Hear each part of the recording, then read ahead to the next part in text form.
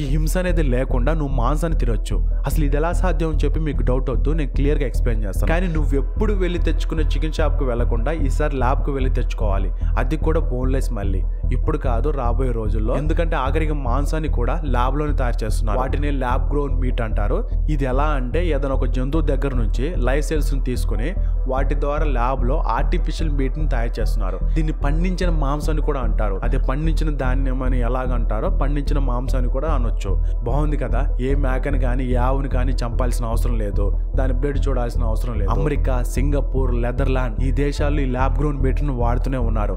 మనమే లేట్. ఇంకా దీని మీద హైదరాబాద్ లో ల్యాబ్ ట్రయల్స్ కూడా జరిగాయి, త్వరలో రావచ్చు కూడా. నాకు అనిపిస్తుంది దీని టేస్ట్ ఎలా ఉంటదని చెప్పి, నిజమైన మాంసం లాగా ఉంటుందా అని. బట్ ఆల్రెడీ టేస్ట్ చేసిన వాళ్ళు చెప్తున్నారు దాని రుచి, టెక్స్చర్ అన్ని కూడా అసలైన చికెన్ లాగా ఉన్నాయని.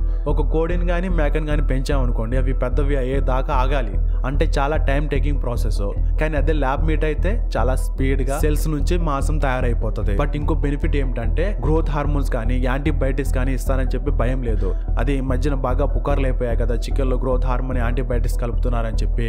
కానీ ఇంకో సమస్య ఏమిటంటే కొంచెం కాస్ట్ ఎక్కువగా ఉండొచ్చు. బట్ ఇంకోటి, మనం తిన్నాక కూడా మన బాడీ దీన్ని ఎలా రిసీవ్ చేసుకుంటుందని కూడా చూడాలి. అది కాదు వస్తే నువ్వు ఈ మీట్ని తింటావా? నేనైతే ఆలోచించాలి.